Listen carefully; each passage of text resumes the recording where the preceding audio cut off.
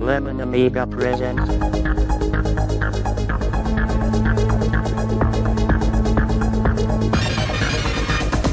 Playguide video review.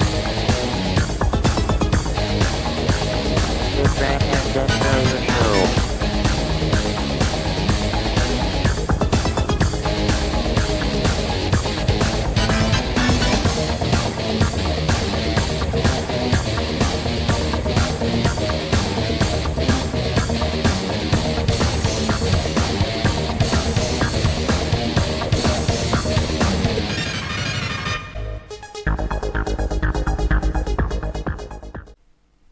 Hi, welcome to another Lemon Amiga Playguide review. This time we'll be taking a look at Speedball 2 Brutal Deluxe from 1990, released through Mirrorsoft's ImageWorks label and developed by the Bitmap brothers.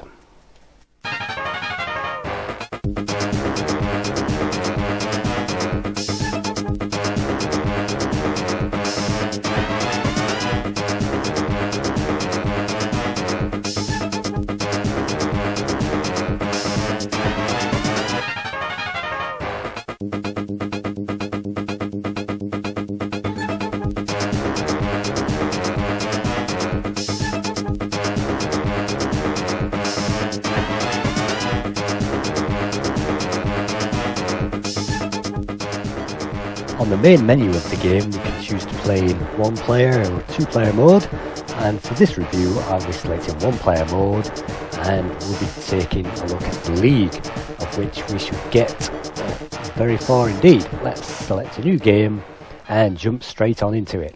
So the first thing which appears to the player in this game is the team management menu, and by selecting Gym and clicking on I, we can train individual players. So to kick off this play guide, I'm going to select my centre midfield player, select all to train him all the way up to the top, and I'm also going to choose my right winger, and I'm going to use all and spend that cash to build him up. And having done so, we can then press escape, and that will jump straight into our first game against Damocles. Now, Damocles are often said to be the second hardest team in this division, so chances are we won't come out of this with a victory. So let's see how we get along with it. As you can see, Speedball 2 is a sports game, and kind of a combination of handball, hockey, maybe with little American football thrown in. And the aim of the game is to take possession of the ball and to score by throwing it within the other team's goal, just like that. And to make this job a little harder, your opponents within the game will make sure that this task is very hard indeed by stealing the ball from you and scoring goals, just like this. After each goal, you can wait and watch a replay, of which you can save, and then it's back onto the throwdown for another round. The total play time is split into two 90-second sections, and at the end of the first 90 seconds the players will swap sides and face the opponents in the opposite direction. Each of your opponent teams is rather intelligent, and they will score given the least opportunity, so it's important to tackle those head on. And the good thing about Speedball 2 is, just like hockey, you can ram other players into the sides and ram them over to gain possession of the ball. And having done so, you can steal the ball in any number of ways, and to prevent them from scoring goals, which, as you can see, isn't particularly easy when you're facing a team like Damocles. But I have to say, at this stage, although each of the opposite teams have varying intelligence, speed, strength, that kind of thing, some teams are more powerful and more ominous than others, of which Steel Fury is generally the hardest to beat. But having said that, some teams, even the best teams, have off days, and even the weaker teams have good days, so every team in this league will be a tough match. And as we shall see later on, there are many things available to help the player, including that icon, the circle with a line running through it, which will pause all the opponents on screen for around 5 seconds, and your opponents will be able to collect those as well as your own team. There are also money pickups and power-up icons as well, of varying shapes and sizes, which we'll take a look at a little later on. In the meantime, I'm getting my ass kicked on this game. 56 versus 13 with 45 seconds remaining. And let's just get a few of those stars, which gives a few more bonus points. And we can also make use of energy traps and teleportation traps as well. But the bulk of the game is basically scoring goals. So if it's at all possible, get those goals in early so that you have a fighting chance against the other players and the other team. But unfortunately, with 14 seconds remaining, it's not looking like I'm going to make it. 49 versus 56. That was close. That was very close. But if you should reach the end of the game with the blue players behind the red players, that means you lose, and you are presented with a screen confirming that. Hang your head in shame. So, on to the second round, and I'm 5th in the league table after that defeat, so let's hope I don't slip down anymore. After the first game, a number of transfers will be available, and clicking on the TRA button in that navigation box, we can use the arrows to navigate through those transfers. We have a defender and a forward, and even though I could probably afford to buy one of those, I'm going to save my cash at this stage so that I can buy more of those extra star players later on. So let's jump into the second game. This is against Baraq, a quite easy team, but because we haven't customised our players and powered those up, we will find this another difficult match. Again, it doesn't matter how ranked they are in the league table, it's the power of the players and the skill on the day, so even the easier teams like Baraq are no pushover in this game. So, a little background then.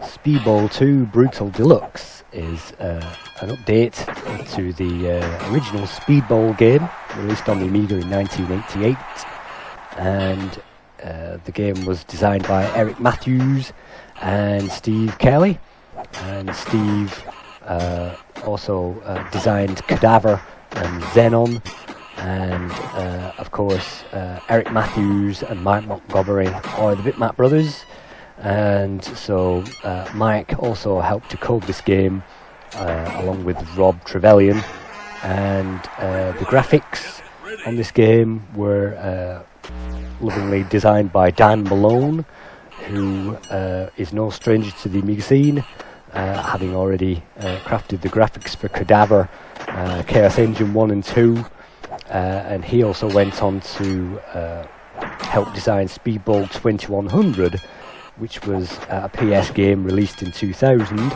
and he also went on to help design Burnt Out Cop, a PS2 game released in 2002. So Dan Malone there, whose artwork is upon the DeviantArt website, and people can also catch up on his Facebook page. And a special mention, particularly on this game, the music, the title music, was created by a group called Nation 12. And Nation 12 comprised of John Fox, who was at one time the lead singer in Ultravox, before Midura took over, and Tim Siminon, who is better known as Bomb the Bass, who released many high-charting singles as Bomb the Bass in the early 90s, along with a guy called Chem from Beats International, and also Simon Rogers, who was highly involved with The Fall, the band The Fall, in different guises, the bass player, the keyboardist, that kind of thing. And Simon Rogers went on to co-produce the Lightning Seeds in the 90s, including the 1996 hit single 3 Lions with Newman and Baddiel. So, Simon Rogers there, Beats International, the Lightning Seeds, Ultravox and Bomb the Bass are known as Nation 12, and they got together to code the title music on the Atari ST. And the title music was converted to the Amiga by a certain Richard Joseph, who also did the sound effects for the game, and the notorious ice cream sound effect, and all the stuff like that. Richard Joseph, of course, no introduction needed if you've seen my review to the Chaos Engine, or perhaps Robocod. But anyway, I've just suffered a defeat at the hands of Baraq, so that doesn't really stand me in really good stead for the next round, but I have collected enough coins to have 1800 credits in the bank. So checking the transfers market for the super players, there is a forward there, but I'm still waiting for a midfielder to come up, of which there isn't, so at this point I will save that money again, and we'll go on to the third game versus Violent Desire. The great thing about Violent Desire is they might desire to be violent, but they're not violent particularly, and to my mind, along with Revolver, they are the weakest team in the league. So let's see what we can do against these guys.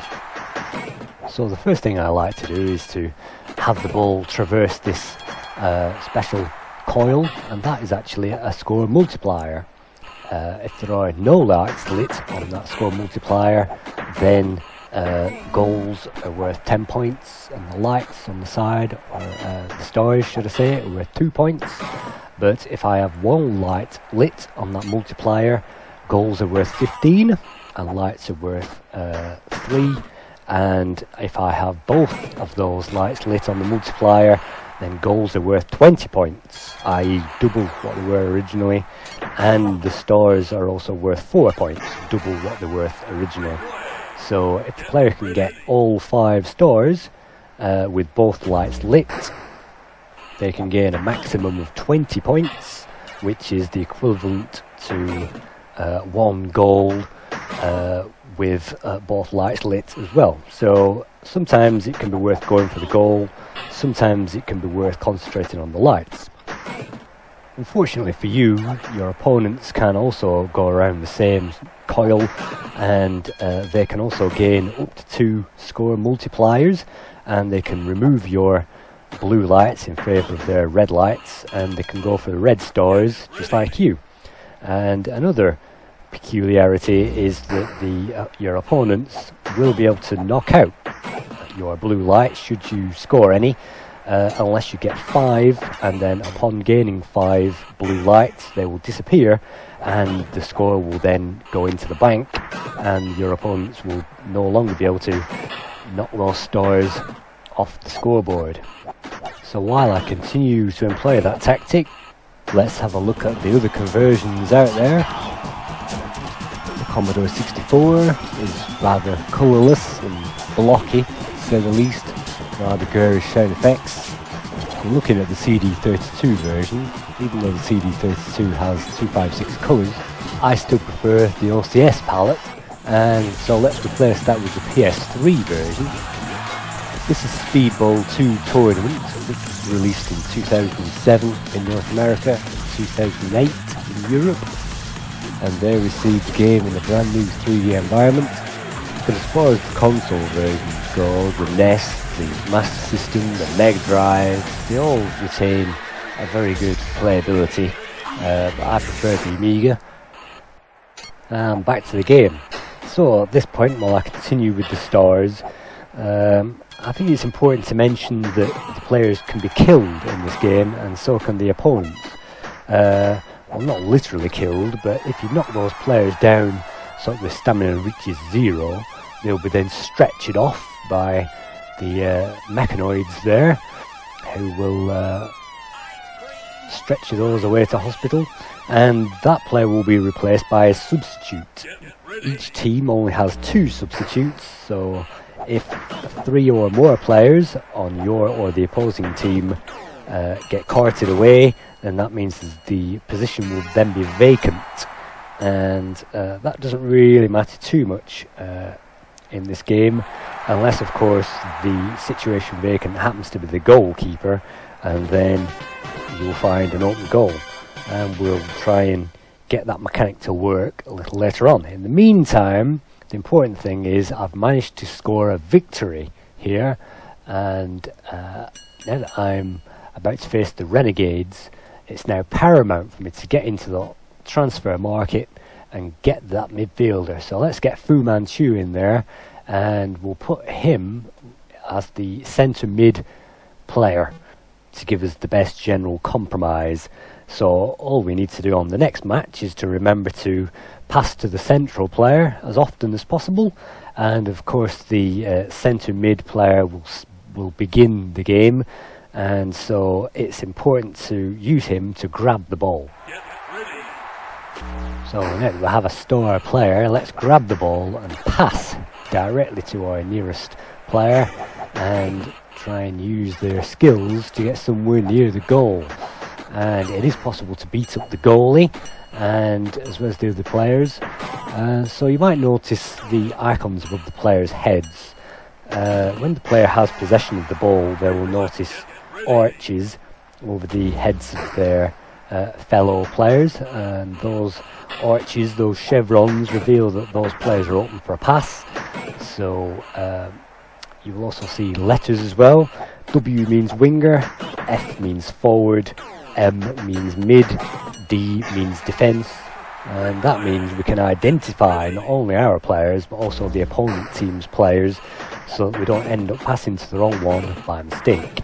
The one that I'm looking forward to on this one is this one. He's the mid, and as soon as the ball reaches the star player, with all his statistics, he will be much faster than the other players, have much greater strength, durability and intelligence.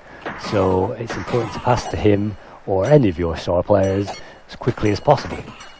So my favourite method, as you can probably tell, is to get 2 lights on the accumulator and concentrate on the stars.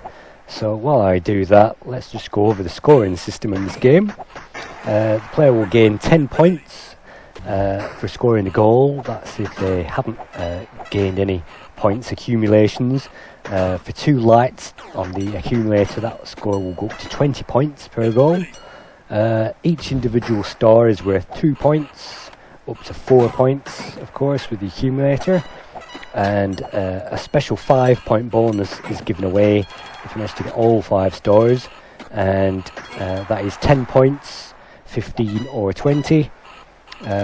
So it's possible to gain a 40-point super bonus there if you get all 5 stars with maximum accumulation. In the centre of the screen there you'll find power domes, and hitting those will give you 2 points, 3 or 4 if you gain the accumulations, and if you do manage to injure another player, you will gain 10 points, a standard score for each player injured, or 15 or 20 points if you use the accumulator. So as you can tell, a big injury, a 5-star super bonus or a goal with the accumulator will give you a significant score, and those scores can really rack up there if you get the accumulator. And again, the opponent AI is superb in this game, and if the AI recognises the player is using the accumulator, they will try and remove that accumulation, and you might end up with an accumulator war going on. So that isn't always helpful, but that's another defeat by me. Oh dear, let's see what we can do in the next shop. So yeah, there might be a goal war or an accumulator war going on, but I now have almost 1900 points, so surely that can buy me another midfielder, and for that I will select the right mid, because the stars on this game are always to the right side of the goalkeeper, or the left hand side if you happen to be going up the screen. So having the right mid there as a star player means the centre can pass straight to him from the get-go, and you can concentrate on getting those accumulators and getting those stars. So it can be quite confusing when you're going down the screen instead of up the screen, and I've been known to go in the wrong direction and score many own goals, of which you'll see quite a few in this playthrough guide. So let's just get both the accumulation scores, if at all possible, and also a star player there on the right mid. He will be able to beat up the opponent's left mid and knock him out of action. So let's go through a few of the power-ups and pickups you can pick up during this game. You might notice a number of icons and a number of tokens which appear at random throughout each level. As we have seen already, the zero with the line through it is the freeze team icon. There is also an icon for reverse joystick. The minus will reduce team. The star will increase all the players' stats to the max. The horseshoe magnet will make the lead player grab the ball and your team. The shield will protect the player, and the Z will zap all your opponent players and reduce their energy. As well as all that, there are boots, speed boots to pick up. The helmet will increase the player's intelligence. The shoulder pad will increase the player's attack. The glove, the power glove, will give the player more power. And if the player is low on stamina, indicated by the blue and the red bars at the bottom there, they can pick up a bottle to increase their stamina. That will give you a glucose injection.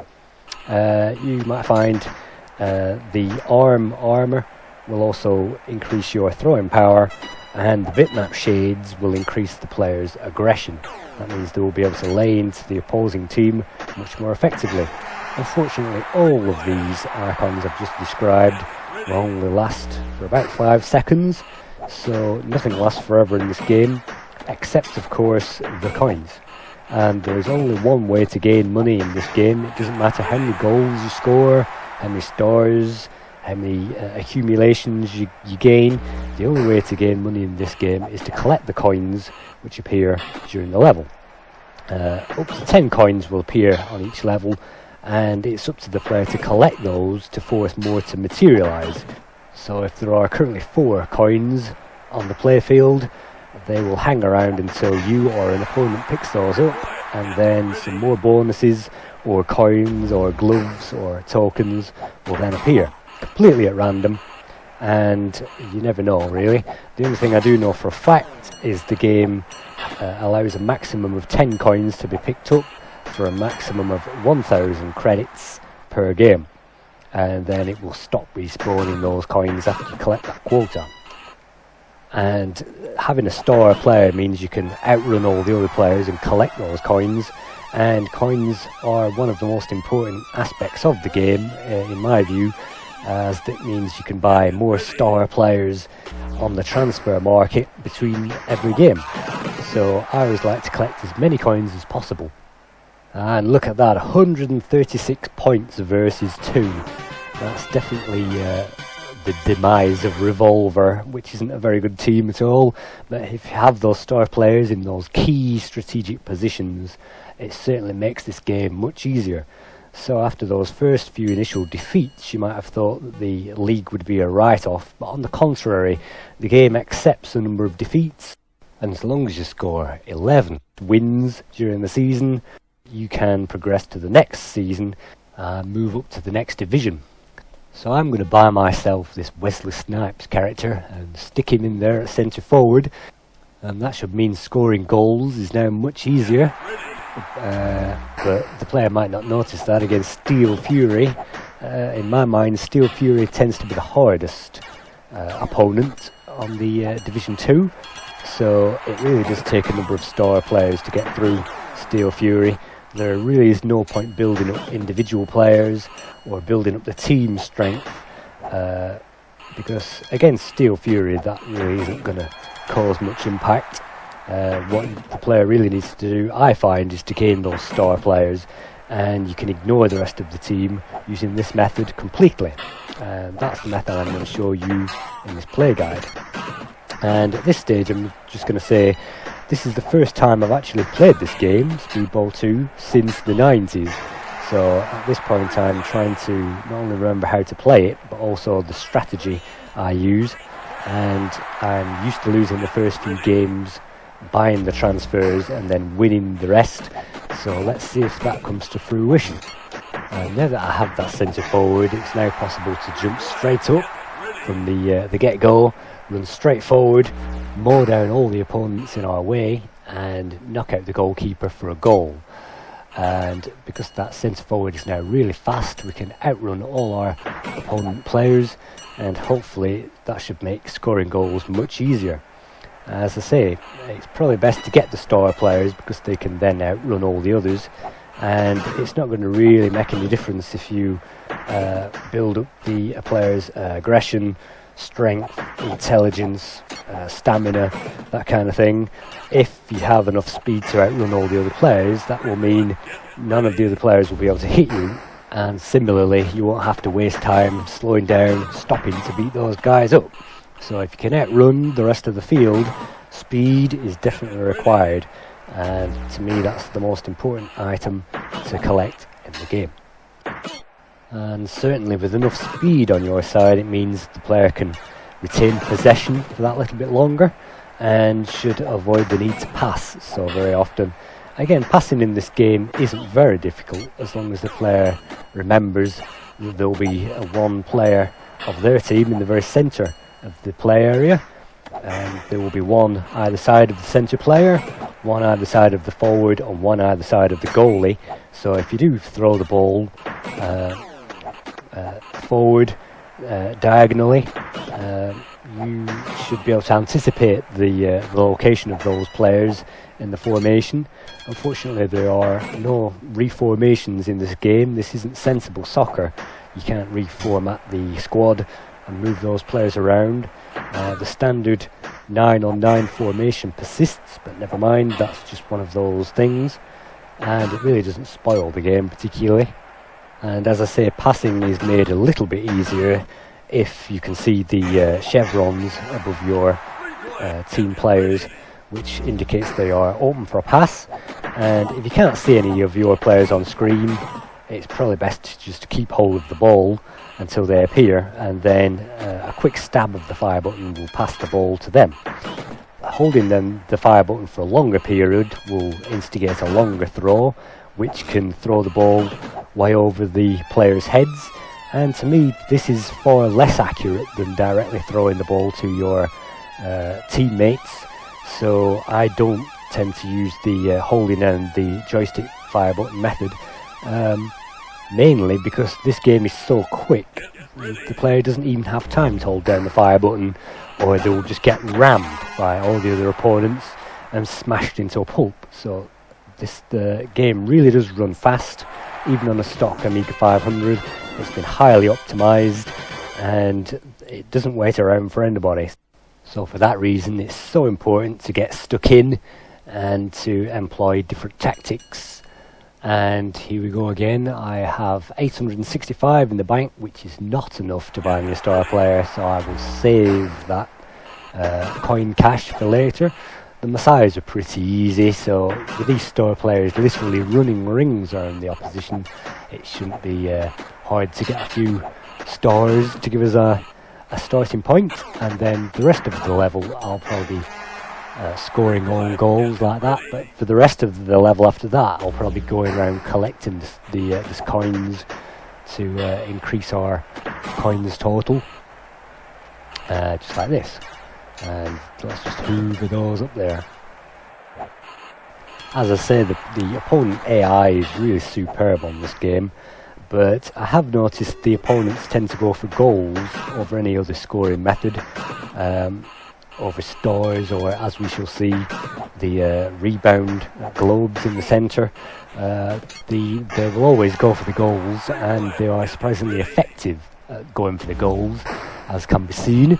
I'm losing this already even with star players on the go. So if at all possible, definitely try and avoid the other players scoring goals by using your goalie, perhaps running out of the goal mouth and grabbing that ball. Goalies tend to be quite hard, quite robust, and very strong at throwing the ball, so if possible get your goalie on the move and grab those things before they do any damage. You might notice I haven't even equipped my goalie or strengthened the goalie out in the gym, and the goalie isn't a star player so far.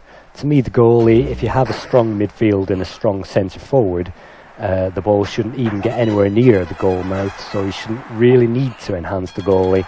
In fact, if you're playing this game well enough, the goalkeeper should be the player which gets used least in this game, ideally. So I'm currently losing this match by 19 points. So, as I say, it's important to grab the ball from the get-go, especially if you have a decent lead centre mid there, to grab the thing straight away. And you see the M above his head there indicates that is the player I'm talking about. And I obviously like to use the tactic of going for the accumulations and the stars, because they can be a lot easier than trying to get it past the opponent goalie.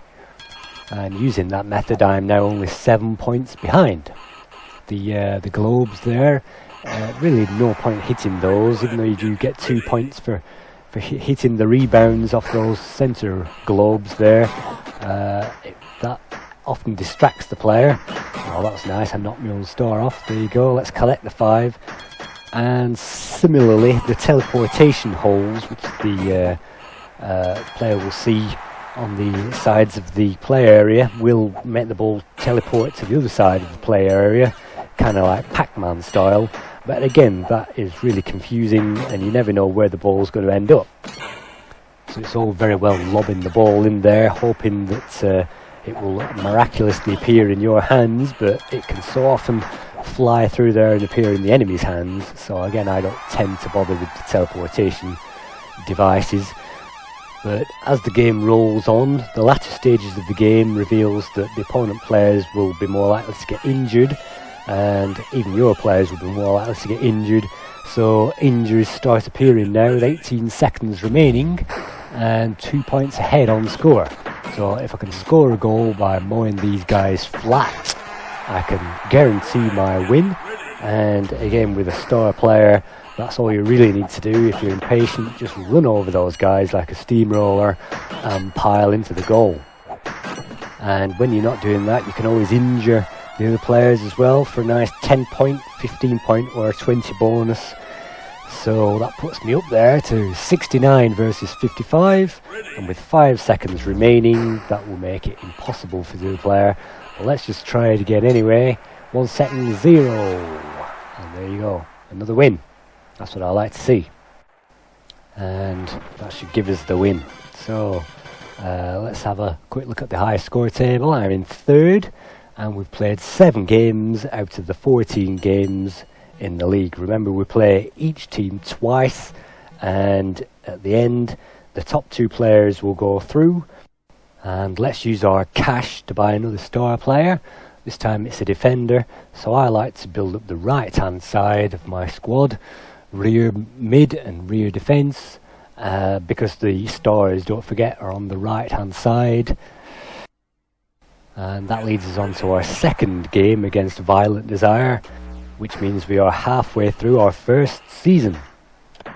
And I'm just going to speed this game up a little bit. And as we saw earlier on, this game was converted to a number of platforms, including the 64, the NES, the Sega Master System, the Sega Mega Drive, even the lowly Commodore 64, and they all pretty much look identical to the Amiga version. And of course the PC-DOS version was more or less identical. The main differences between the ports is basically the number of sound effects and the music. And the Master System in particular has very few sound effects or music or that kind of thing. Some versions are almost silent. And obviously the Game Boy version and even the Game Boy Color version as well are slightly different because of the screen resolutions and also their graphics and audio output capabilities. And as we saw in '95, a full 5 years after the original release of Speedball 2, the Big Bang Brothers coded the CD32 version with the 256 colours, and as I said before, that looked awful compared to the OCS version. Just like the Chaos Engine, they managed to cock that one up for some reason, I don't know why.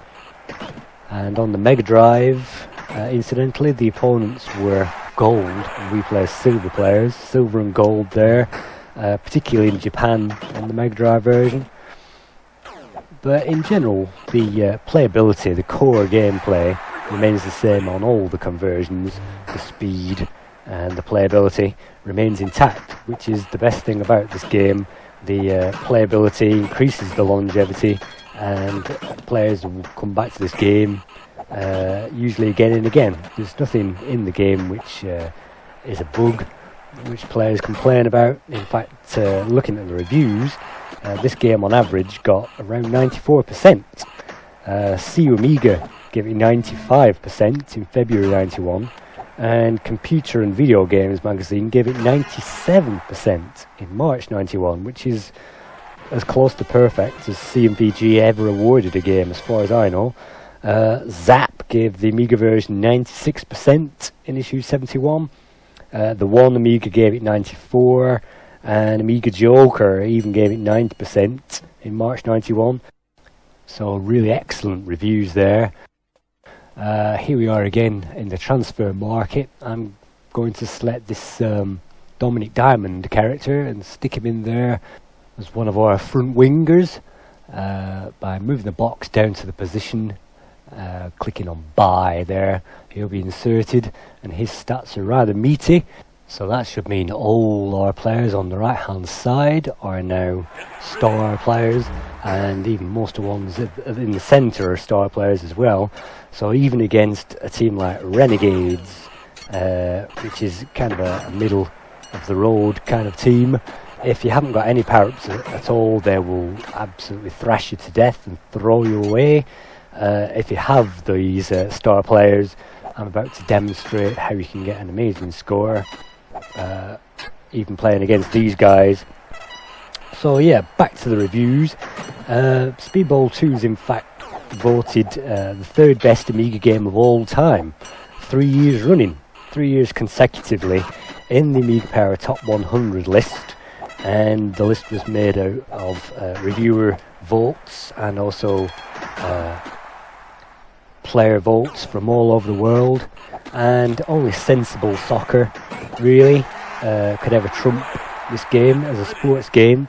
I know the Monkey Island 2 is already high in the top 100 as well, but to come third 3 years in a row, that means the game must be pretty special. The pros and cons then. The reviewers like the two-player mode, the manager mode, which I've never ever used incidentally. The player can opt to go into manager mode and simply view the match taking place and play the game strategically. I've never met anybody in the world who's ever played on manager mode, but it is there. And the reviewers also like the larger play area, upgraded from Speedball 1, and of course the power-ups, the incredible playability, the jump-in playability there, and the sound and music. And the only cons they could come up with was the fact that there are only 2 seasons in the league, which I suppose is a little bit of a shame. And you can save waypoints every so often in the league, so it's not like you can't use save games and carry on from where you left off. So there are only 2 seasons in the league, and there are no data discs for you to change players, design your own players, import different stats, that kind of thing. You can't rename the team even, and you certainly can't play as any other team, even though on the enhanced versions later on, I think perhaps on the CD32 version you could perhaps play as any team, but simple stats like that, you can't rename the players or give them different personalities should you need to, but those cons are rather minor, to be honest. Hence the average score of 94% in all these Amiga magazines. So that's me finished for another game. 136 points versus 12, and you might consider that rather overkill, and certainly after the first 50 I tend to go for coins over score, and you might think all those extra score points would go towards a goal difference, but I don't think it does on this game. I may be mistaken, but I think it's just the fact that you win gives you the general score. So let's have another look. Can't afford any more transfers, so on with the next game. So I hope this has given you a good idea of how to play this game with these playthroughs. You can certainly judge where to throw the ball to different areas. This game was actually requested as a review by certain people on the Lemon Amiga forum, so I'm very happy to be able to provide this play guide for those people. There are no hand-drawn arrows there with the screen light pen showing you different play tactics, basically because my tactics involve going for the stars. But again, if you should throw that thing, if the players aren't in your team or on the screen, you can more or less throw in a direct line to them, and if they are off screen, you can either do a big throw into the corners or straight ahead, and while the ball is in the air, control will transfer to the nearest player to the ball, and you should be able to maneuver your way under it, even if you don't throw to a player directly. Get the ball and continue from there. Or I tend to keep hold of the ball until I can see at least one of my team, and then I'll consider throwing to them if necessary. But there are a number of other tactics that I could suggest. The first one of which is to take command of the ball with a star player and simply run up the centre of the field, beat up the goal and chuck it in there, and that's certainly one option. Another option I'd recommend is to use these Powerball traps there. Simply rebound the ball off a Powerball trap, and then when the ball glows red, if you throw that ball into an opponent, he will be knocked to the ground. So I use that trap to energise the ball, throw it directly at the goalkeeper, and he can't stand in the way of an energised ball, so it's definitely going in. And that time I simply ran behind the goalie and lobbed it in. So that's definitely an advantage of having speed boots and really fast players. Another tip I like to use is to use the star players and avoid upgrading the rest. Save the money on the star players and don't bother wasting it on the team. Particularly never select to build up the team and upgrade the team as a whole, because it will upgrade your two substitutes as well. And because you never actually use substitutes unless you play very, very, very badly, there's no point wasting money on building those up along with the team. If I were going to build any individual members, I'd certainly recommend building up the mid-centre and the centre right player, maybe even the centre forward as individual players. But again, if you have star players, you can avoid doing even that. Apart from that, you can always look out for the freeze team icon, the circle with the line through it, which will freeze the opposite team, which will give you enough time to get the ball in the goal or wherever you'd like to put it. And of course, collecting the speed boots icon will give you max speed for 5 seconds, or the star power up as well will give you max everything for about 5 seconds. So using those power ups will give you the edge over the opponents. And I'm now second in the league, so another win should get me on top. So let's have a look at the transfers. There's only one guy there in defence, and so let's get rid of this Michael Schumacher lookalike and put the Lawrence Fishburne character there instead, which means we only have 3 players who are still from the original team. So again, that's certainly a good excuse for not building those guys up. So yeah, back to the playing tips. I suppose one thing I usually avoid is the warp tunnels, which will send the ball through and materialise it on the other side of the screen. But if the player can get a good combo together, even using the warp tunnels like this, you can see the enemies there, you get a good combo together, and I jump out of the way of the ball there instead of collecting it. That can certainly be one aspect of the game, because the play will transfer to the nearest player to the ball.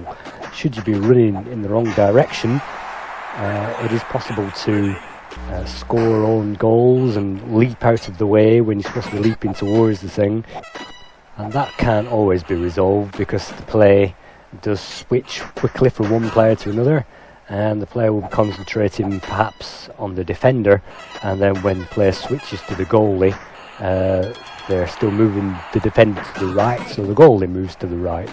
And again, there's not really much that can be done about this because the player's speed moves so quickly. The only thing you can do possibly is anticipate that by walking all your players off the screen, and that will transfer play to the nearest player to the ball, which is usually the one that you're hoping to get possession of in the first place, i.e. the goalie.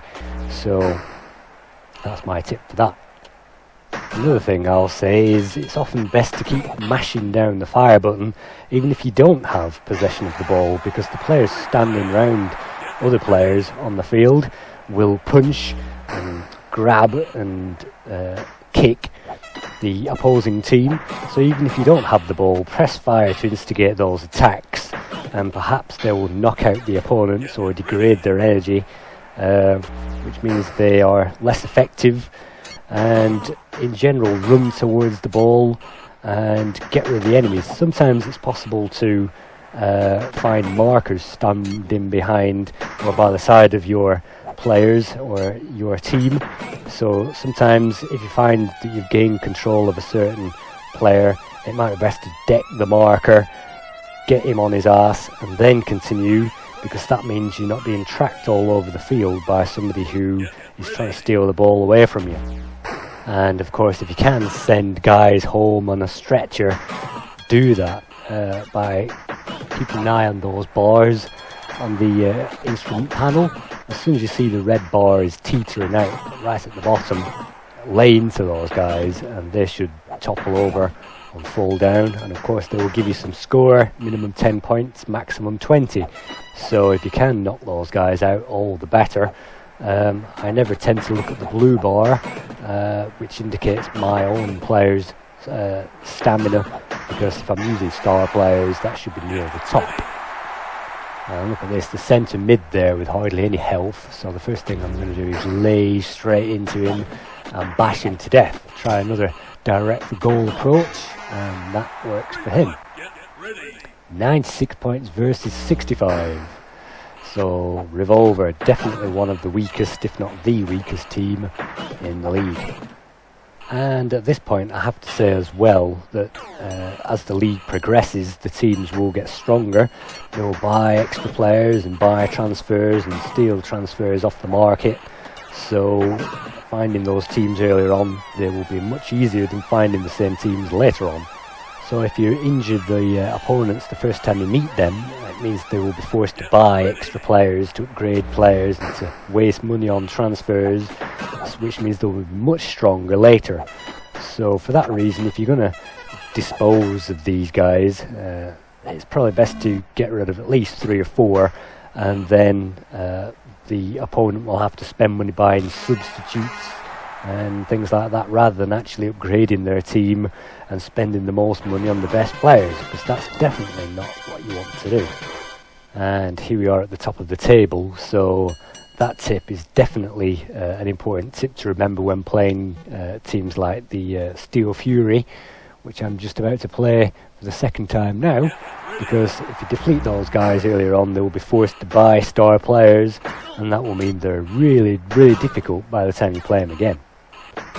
If you notice, the opponent team does have star players, which are really easy to give away by the fact that they run much quicker than anybody else.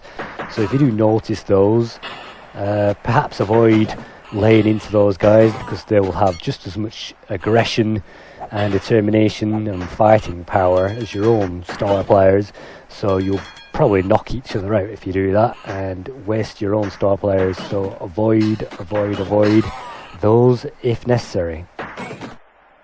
And of course, collecting coins is of paramount importance sometimes, because it's only through coins that you can afford to buy upgrades and team members in the first place. So always go out of your way to collect those, unless you are running out of time to score goals, and collect those, because the enemies will. And there you go, the enemy's just frozen me with another freeze icon. That's certainly a tip. You get that thing, aim straight for the goal. That's definitely one to remember. And they've just collected the Z there, which knocks me down again.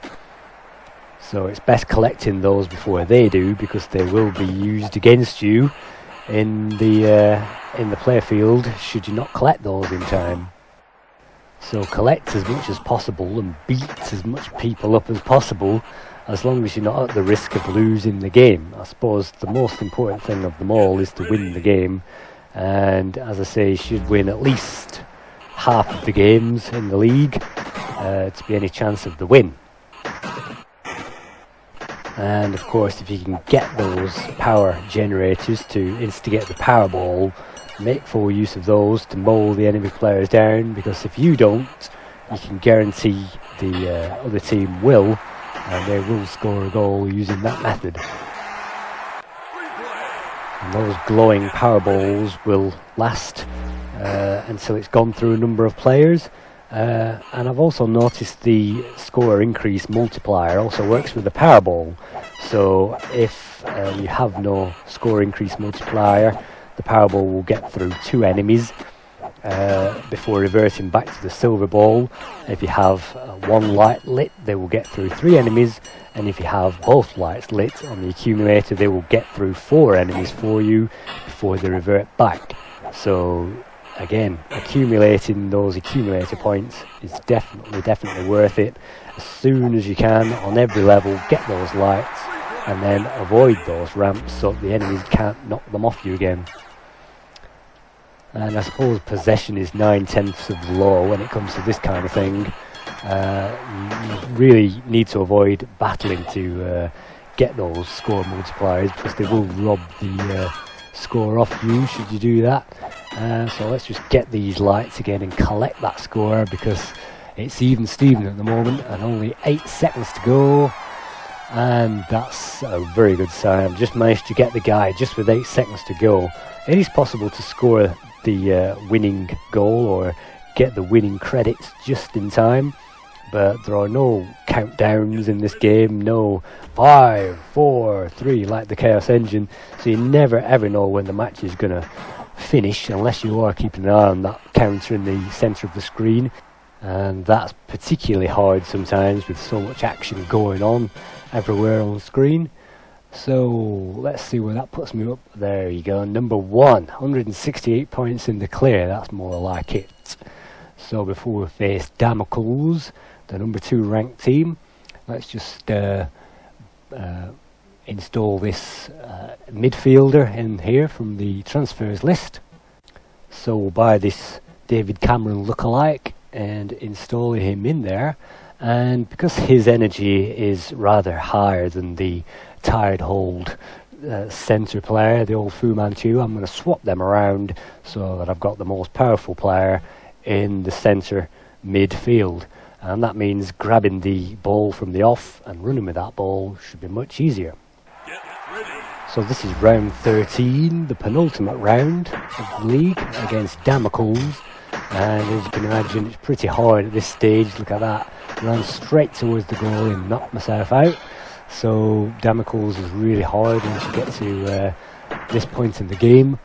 So let's see what I make of this.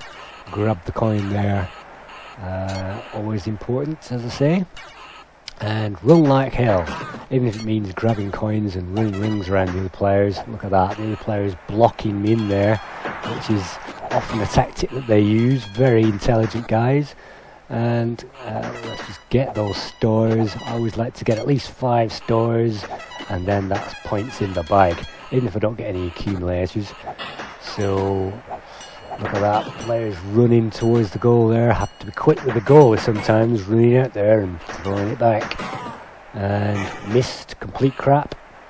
And sometimes they do that. Sometimes even the perfect computer player will make mistakes, and it is completely possible. So let's just steal that ball. Oh, no. Let's just steal that ball and try and get it back into the opponent's half and get those coins. The most important thing in the game, I find.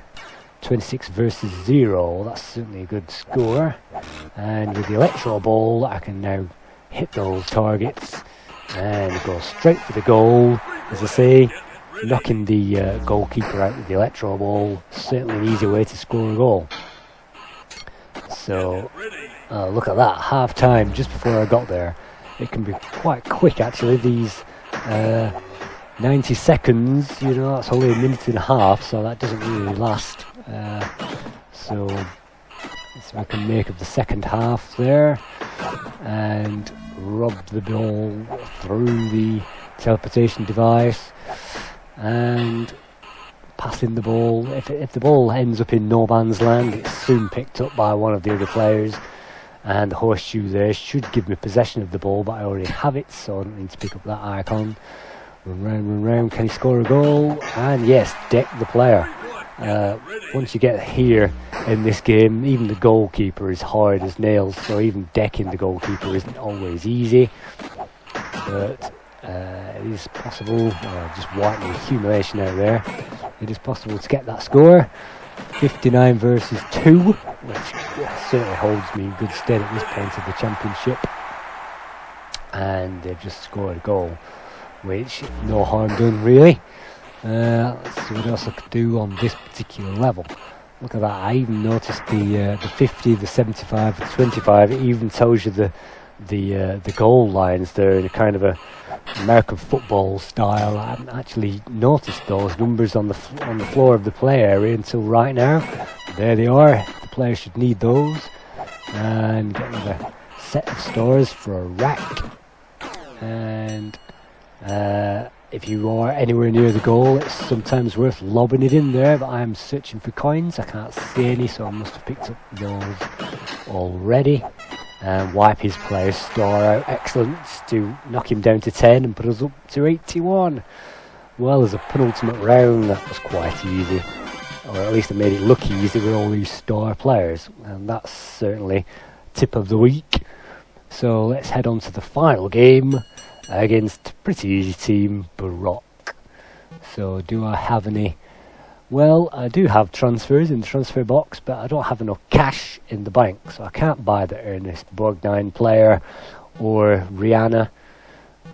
So we can't buy those guys. I'll just have to struggle on loan with all these star players that I have managed to collect, and their stamina will be recharged in between the levels, so no point building that up even. So yeah, it's not quite a perfect game, it's not quite immaculate, but it really is getting there, and there are absolutely no major faults with this game whatsoever, and it's pretty unique as well. I can only think of Projectile, the 1990 game, which was released in November 1990, the month before Speedball 2. Projectile is a public domain game which is similar in many ways, but not the same. Only Speedball 1 really is the direct predecessor, and anything anywhere near it. And even Speedball 3, Speedball Tournament, which was released on the PS3, we saw those screenshots there earlier on. The Speedball Tournament really is a weak game, even though it was coded and supervised all the way through by Mike Montgomery of the Bitmap Brothers. For me, the play area in 3D really doesn't do the game justice, and even the top-down 2D environment is a lot easier on the player than the constantly shifting 3D environment of the sequel, which is a shame, but that just highlights the fact that the 2D game is the best. And this game is also available on the Xbox Live, even though it's been blacklisted from Xbox Live recently. I don't know why, but that should be available to everybody in my view. It was on there for a while and now it isn't, but if you can find that game, certainly pick it up. And most versions are pretty similar, to be honest. Gameplay wise, the only advantage the Amiga has is in the sound department. With the music is definitely the best version on the Amiga. The players all look identical on every version, and I suppose you could level that as a criticism of the game. Every player looks like a World War II German soldier, but apart from that, I think it would make the game ridiculously hard if all the players looked different shapes and sizes and colours, because then you wouldn't be able to tell your team from the opponent's team. It would make passing so much harder. So I suppose the only real criticism I could ever level at the Amiga version is in the expandability front. If they'd released a data disc with 2 more leagues worth of teams, or maybe an option to import different faces from D-Paint, that kind of thing. That would have made the game perfect. But you know, you can't think of everything sometimes, and sometimes you just run out of time to incorporate all those ideas. But let's see how we manage to finish off this level. And Powerball there, ricochet like a pinball machine. That can certainly happen. If I use the Powerball there, I can now get rid of him in exactly the same manner. And while it's still glowing red hot, we'll use it to get rid of the goalie, and get rid of the goalie again, and get rid of the goalie again. By throwing it either side of the goalie, it means that the opposite player can be removed from the field pretty easily, and without impacting any energy or any damage, so that I say, on our player's stats. So that's probably the final tip I will suggest in this playthrough guide. Use the Powerball and use it like a ping pong ball to reduce your opponents to jam, and that should work very effectively. If you can't use that, then hit them over the head anyway. And yes, this game is quite violent, but there are no blood and guts spilling out all over the place, so thank God it doesn't receive a 16 rating, which would have spoilt it. And that's it, that's the final game in this division. And I've won it, I've won the league, and that should promote me to Division 1.